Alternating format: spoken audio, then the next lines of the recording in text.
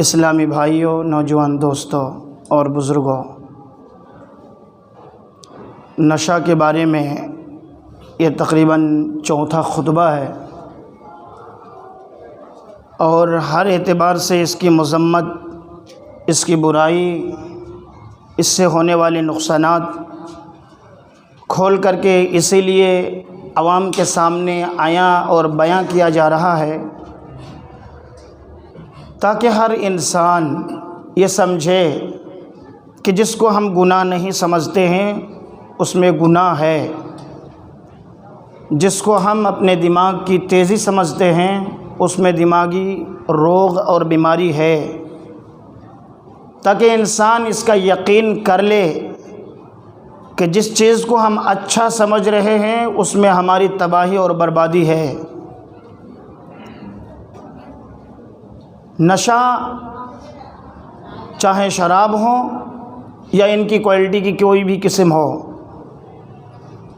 اس کے اندر ہر طرح کی خبائث ہے، ہر طرح کی برائی بھری ہوئی ہے، چاہے دنیاوی کہیے، اخروی کہیے، اخلاقی کہیے یا پھر نفسانی کہیے، ہر طرح کی خباثت نشہ کے اندر ہے۔ جو نشہ کرتا ہے، شراب پیتا ہے، کھلے عام عادی ہو چکے ہیں۔ کئی ایسے رشتہ دار ہوں گے، آپ بھی دیکھے ہوں گے، قوم کے فرد بھی ہوگا، یہاں تک کہ ان کا انتقال ہو جاتا ہے تو اس کی دعا کی طرف، اس کی جنازہ کی طرف اتنی رغبت نہیں لیتے ہیں کہ کیا جائے جنازے میں، شرابی آدمی تھا، بہکا ہوا تھا۔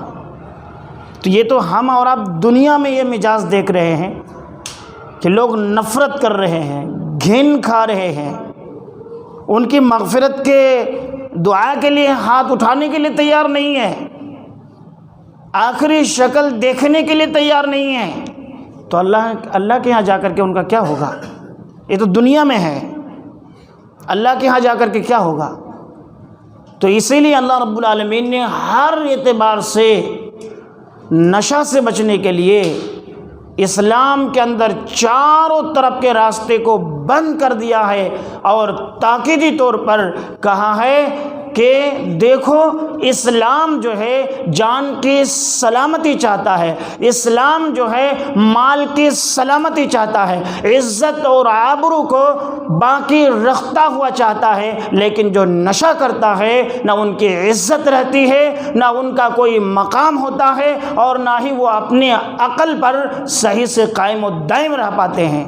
اس لیے نشہ کی جتنی بھی قسمیں ہیں یا آنے والے اوقات کے اندر اور بھی کوئی نئے نام کے نشے آ جائیں، ان سب کو اللہ تعالیٰ نے حرام قرار دیا، اور اللہ تعالیٰ نے ارشاد فرمایا، یا ایھا الذین آمنوا لا تتبعوا خطوات الشیطان، کہ اے ایماندار لوگو، تم لوگ شیطان کے قدم بقدم نہ چلو، شیطان کے راستے کو نہ اپناؤ، شیطان کی پیروی نہ کرو۔ وَمَن يَتَّبِعْ خُطُوَاتِ الشَّيْطَانِ، کیوں نہیں کرنا ہے؟ وجہ یہ ہے کہ جو شخص بھی شیطان کے قدم بقدم چلے گا، شیطان کے راستے کو اپنائے گا، شیطان کے عمل کو، شیطان کے کام کو جو انسان خود کرے گا، فَإِنَّهُ يَأْمُرُ بِالْفَحْشَاءِ وَالْمُنکَرِ، تو وہ شخص خود بے حیائی کا حکم دینے لگ جائے گا۔ وہ شخص خود جو ہے کوئی بات کہے گا یا کچھ کرنے کو حکم دے گا تو برائی ہی کا حکم دے گا۔ جو نشہ کرے گا، جو شراب پیے گا، جو اتنے بڑے گناہ کا ارتکاب کرے گا، اس لیے اللہ تعالیٰ نے کہا لا تتبعوا خطوات الشیطان، شیطان کے قدم بقدم نہ چلو، ورنہ وہ برائی، وہ بے حیائی جو شیطان کرتا ہے وہ تم سے بھی ہو جائے گا۔ اس لیے اللہ تعالیٰ نے ہر اعتبار سے منع فرما دیا، اور اللہ تعالیٰ نے کہا وَلَوْلَا فَضْلُ اللَّهِ عَلَيْكُمْ وَرَحْمَتُهُ، اگر تم لوگوں پر اللہ رب العالمین کا فضل نہ ہوتا، اللہ رب العالمین کا کرم نہ ہوتا اور اللہ کی رحمت نہ ہوتی، تو تم میں سے کوئی شخص بھی ما زکا منکم من احد ابدا، تم میں سے کوئی بھی کبھی بھی پاک اور صاف نہیں رہ سکتا تھا، تم میں سے کوئی بھی کبھی بھی شیطانی کاموں سے بچ نہیں سکتا تھا، تم میں سے کوئی بھی کبھی بھی شیطانی عمل سے، شیطانی راستوں سے بچ ہی نہیں سکتا تھا۔ لیکن کیا کیا؟ اللہ رب العالمین کا فضل ہے، اللہ کی رحمت ہے، اس وجہ سے تم شیطانی کام سے بچ جاتے ہو۔ اللہ رب العالمین تمہیں شیطانی عمل سے پاک صاف رکھتا ہے۔ یزکی من یشاء، اللہ جس کو چاہتا ہے پاک کرتا ہے۔ یہاں پر بھی دیکھیے کچھ لوگ کہتے ہیں نبی پاک اگر کہہ دے تو بہت بڑا اعتراض کرتے ہیں، اور اللہ خود کہہ رہا ہے کہ ما زکا منکم من احد، تم میں سے کوئی شخص پاک اور صاف نہیں رہ سکتا، تم میں سے کوئی پاک اور صاف نہیں ہو سکتا تھا۔ اگر اللہ کی فضل اور رحمت نہ ہوتی تو اللہ خود کہہ رہا پاک نہیں رہتا، یعنی انسان کو اللہ نے اپنے فضل و کرم سے پاک کیا۔ اللہ جب انسان کو پاک کیا، پھر اللہ اگلی آیت میں جو کہہ رہا ہے تو یزکی من یشاء، اللہ جسے چاہتا ہے پاک کرتا ہے، صاف کرتا ہے۔ یہ انسان کی بات ہے، تو نبی پاک کہنے میں کیا حرج ہے؟ کوئی حرج نہیں ہے، اللہ خود پاک کیا ہمیں اور آپ کو، کوئی حرج کی بات نہیں ہے۔ بہرحال تو یہاں پر بات یہ بتائی جا رہی ہے کہ اللہ کا فضل ہے، اللہ کی رحمت ہے، اس وجہ سے ہم شیطان کے راستے سے بچ جاتے ہیں۔ اگر اللہ ہمیں نہ بچاتا، اگر اللہ ہماری حفاظت شیطان سے نہ کرتا تو ہم شیطانی کاموں سے اپنے آپ کو پاک اور صاف اور دور اور منزہ نہیں رکھ سکتے تھے۔ واللہ سمیع علیم، اور اللہ رب العالمین سننے والا اور جاننے والا ہے۔ یعنی اس آیت کریمہ میں یہ بات بتائی جا رہی ہے کہ دیکھ لو شیطان کے کام بہت سارے ہیں، ان کاموں میں سے من عمل الشیطان، شراب کا پینا، جوا کھیلنا، نشہ کا استعمال کرنا، یہ شیطانی کاموں میں سے ہیں، اور تم کو اس کام سے بچنا ہے، تم کو الگ تھلگ نشہ کے استعمال کرنے سے رکھنا ہے۔ اللہ خود کہہ رہا ہے، اور اللہ رب العالمین نے اس انسان کو تو اشرف المخلوقات بنایا۔ اشرف المخلوقات یعنی جتنے بھی مخلوقات ہیں، تمام مخلوقات میں فضیلت اللہ تعالیٰ نے انسان کو دیا ہے۔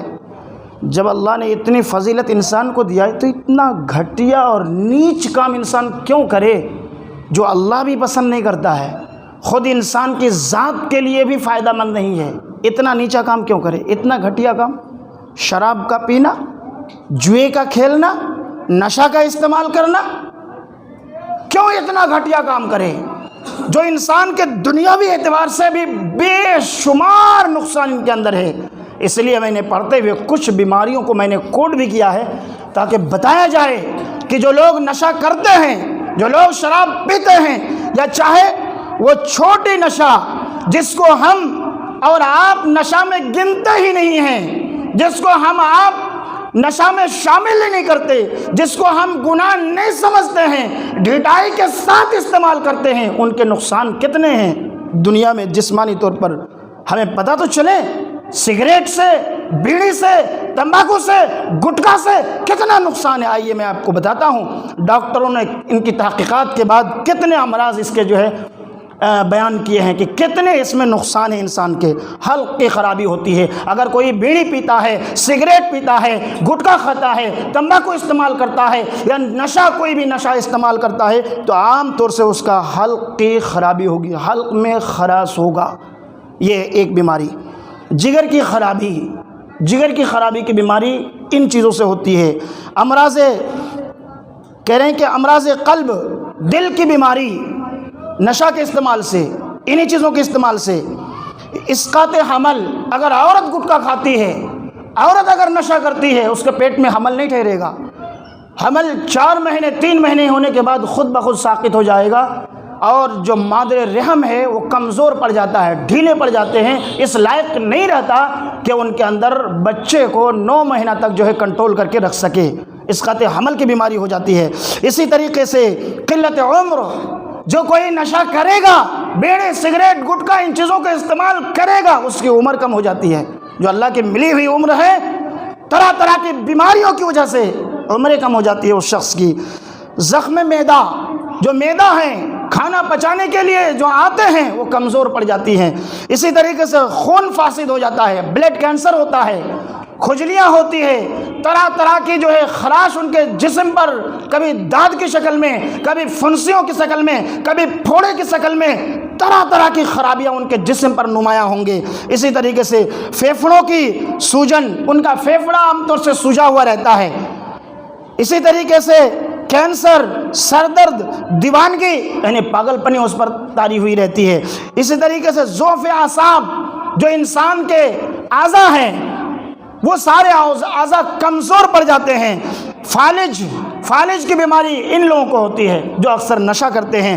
ہارٹ اٹیک، دمہ، قبضیت کی شکایت، بواسیر، گردے کی خرابی، ٹی وی، نہ جانے جیسی سینکڑوں بیماریاں ہیں جو اطباء نے، ڈاکٹروں نے تحقیق کر کے باقاعدہ ریسرچ کر کے لکھا ہے کہ اگر کوئی شرابی ہے، اگر کوئی نشہ کرتا ہے، اگر کوئی سگریٹ پیتا ہے، اگر کوئی تمباکو استعمال کرتا ہے، اگر کوئی گانجا استعمال کرتا ہے، اگر کوئی چرس کا استعمال کرتا ہے، تو ان تمام جیسی سینکڑوں بیماریوں کے اندر ملوث رہے گا. میرے بھائیو، کھانسی، معمولی کھانسی، ہمیں اور آپ کو جب طبیعت بگڑتی ہے، کھانسی آنے لگ جاتی ہے، پورا سینہ ہل جاتا ہے کھانستے کھانستے.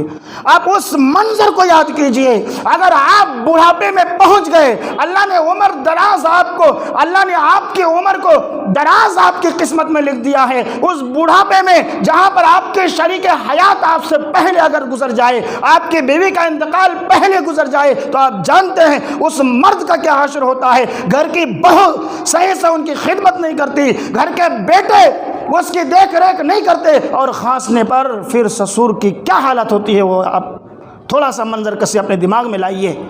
وقت پر کھانا نہیں دیا جاتا، رات کو کھانسنے کی وجہ سے ان کو ڈانٹ پڑتی ہے کہ بڈھا ہمیشہ کھانستا رہتا ہے، ان کی وجہ سے ہماری نیند خراب ہوتی ہے. ان کی بات نہیں مانتے، ان کی بات نہیں سنتے. یہ ایک سننا تو الگ بات ہے، لیکن کھانسنے کی وجہ سے جو جوانی میں ایک بار کھانسی کی اگر بیماری ہو جاتی ہے تو پورا انسان ہل جاتا ہے اچھے طریقے سے. اب بتائیے اس عمر میں، اس بڑھاپے میں اگر بیڑی سگریٹ وغیرہ کی وجہ سے کھانسی اگر شروع ہو جائے، آپ کی سانسیں کیسے گزریں گی؟ آپ تھوڑا سا اس منظر کو اپنے دماغ پہ لائیے. ہمیشہ شیطانی بھوت اپنے دماغ میں مت سوار رکھیے، توبہ کیجئے، چھوڑنے کی کوشش کیجئے، کیونکہ اللہ تعالیٰ نے اس آیت کریمہ میں کہا ہے کہ واللہ سمیع علیم. کیا مطلب؟ کہ اللہ سننے والا اور جاننے والا ہے.